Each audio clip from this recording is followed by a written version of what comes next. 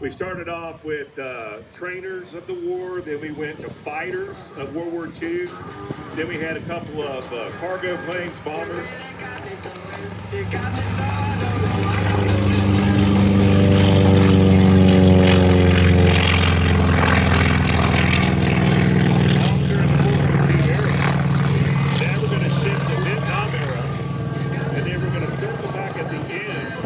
Celebrate the 80th anniversary.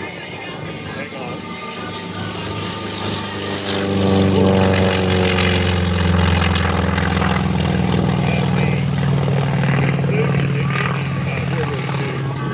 When we fly Goff, the B-29. Super fortunate.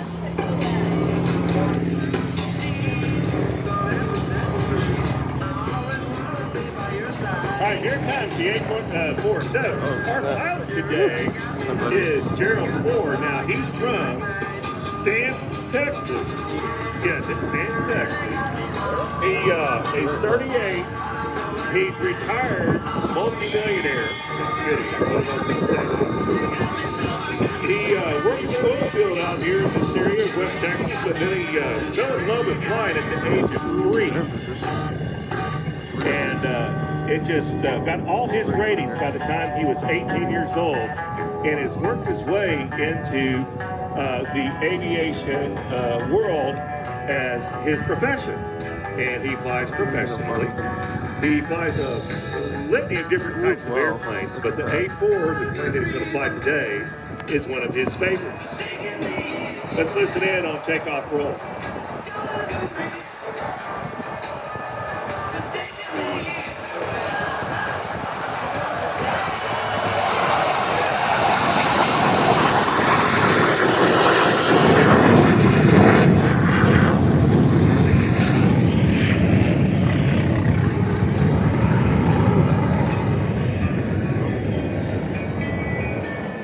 Bill may have alluded to this of the A4.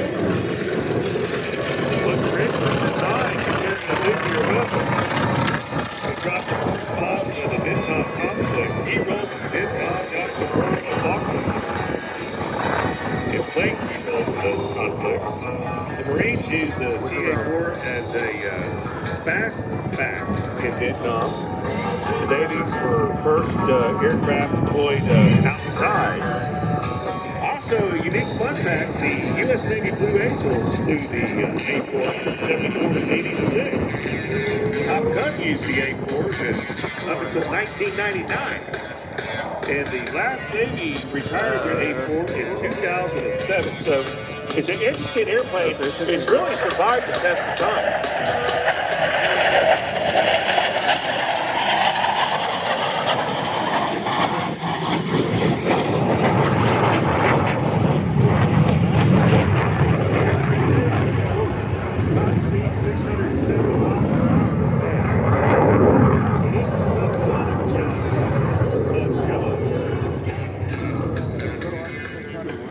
Capable of carrying 2,000-pound bombs. This particular A4, as Bill noted, is a Douglas A4.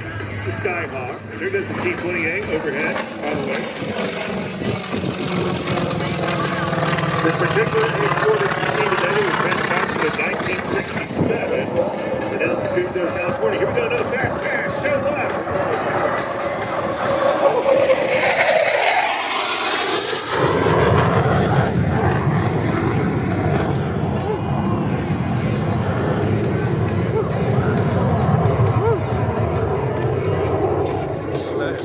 Civilian A4s are contracted to this day to the United States military, particularly Navy test pilot school, and they are still used to this day, but not under a contract with the military, but civilian owned. It's hard to believe, but it's really stood the test of time. This is the Collins Foundation Vietnam Memorial Flight. So we got to thank the Collins Foundation for bringing two T-28s, if you will. One that's probably go hand into airplane. But the A4 is clearly a Collins Foundation airplane. So let's take a look now at the T-28. Jet's coming. I see you.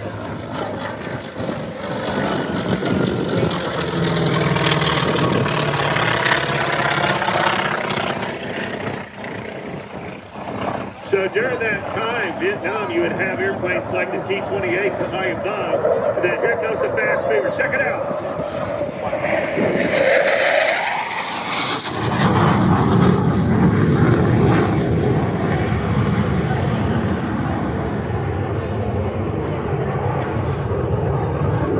This airplane resides in Houston, Texas at Ellington Field. That's where NASA has their T-38s. See a lot of fighter training jets, advanced trainers for fighters. The T-38, you got some A4s, you got all different series of fighter airplanes. Okay, coming in from show right. This could be the Whistle Pass, although I haven't heard. Not yet. Okay. This is going to be another high-speed pass. No, this is a fast one.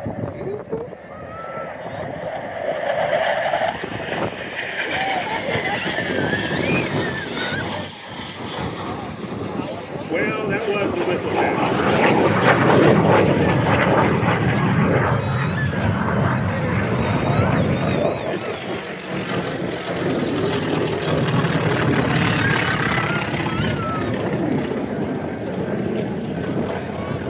So when we saw the A4 going by at high speeds earlier, he was giving it full throttle.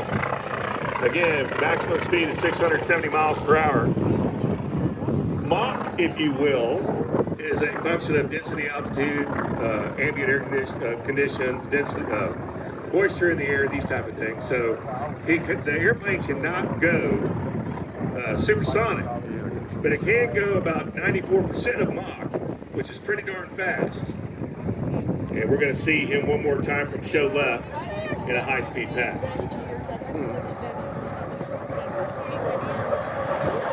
Woo!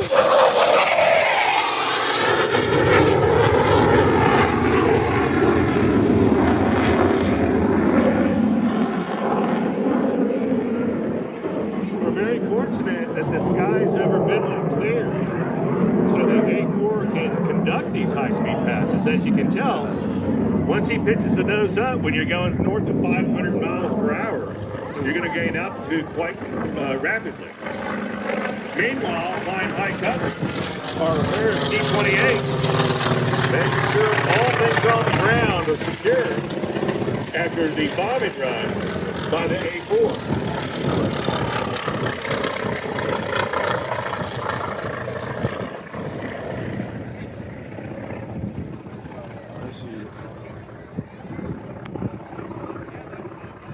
This is a Vietnam era demonstration. These are all Vietnam era aircraft. The last pass with the A4, with the explosion in Vietnam, they dropped what they called snakes and napalm bombs and 500-pound bombs with a fuse extender, and that was the standard load for A4s in Vietnam. The napalm, of course, that's what we duplicated out there with the fire. Actually was not that effective. It was spectacular, but ground troops much preferred bombs being dropped because the napalm canisters would fly all over everywhere. It didn't go exactly where you wanted them to. Here comes Jared in the A4 on a slower pass with the hook down.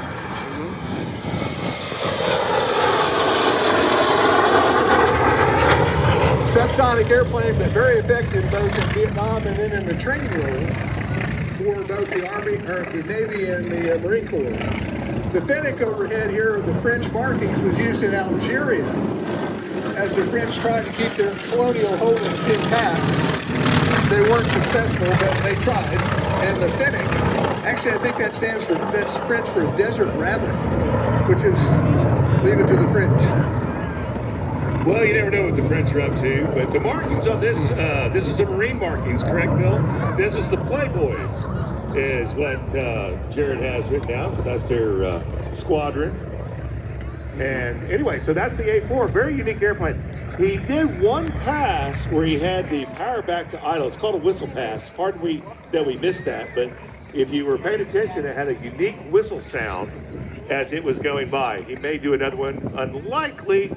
Looks like he's probably setting himself up to land. But that is the A4 with Gerald Floor from Stanton, Texas. West Texas guy, worked in the oil fields, made his way up. He is 38 years old. He's here with his wife and friends and family from the Collins Foundation. And it's Jared 4 and the A4. So thank you very much for coming to Midland Airshow 2025. Brought to you by Chevron.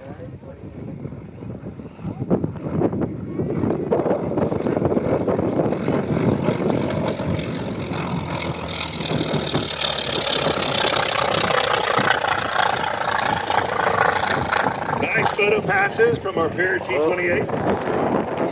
They did a real nice job. They were very, very organized in the air. Flying high cover for the team for the A4.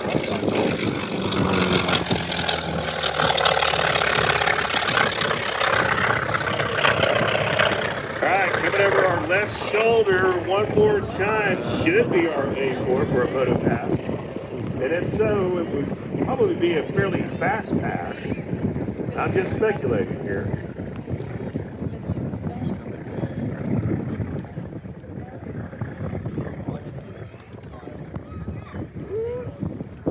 That's very fast. Oh my goodness. Here he comes. There you go, my friend.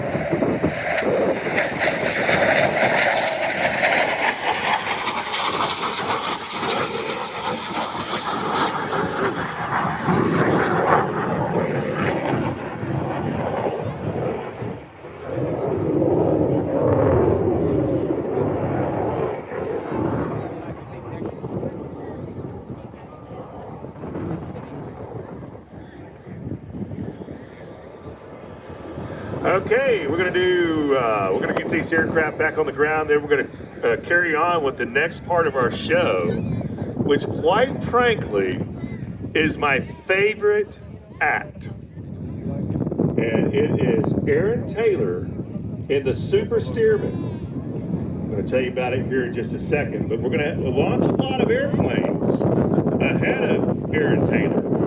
And that's gonna be a big gaggle of T6 Texans.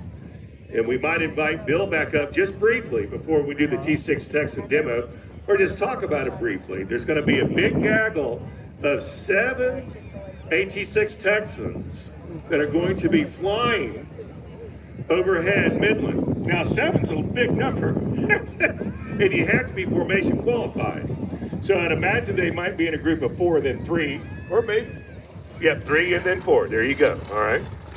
That was just my speculation. And here they come, almost as if we knew what we were talking about, Bill. From show right, they're taxiing out. I know, what are the odds? What are the odds? All right, here comes the A4 over top for a left brake to land.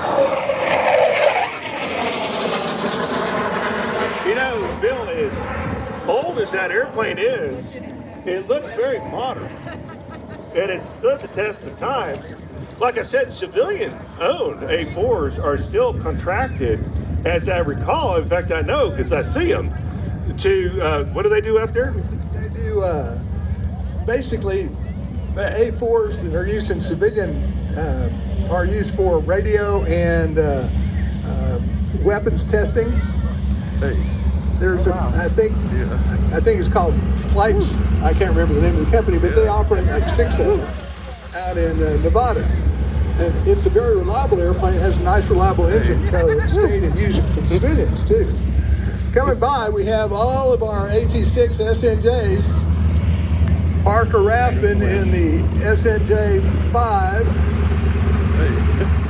This is Andrew Strahan, who is flying the same airplane his grandfather flew in 73 years ago. The exact same airplane.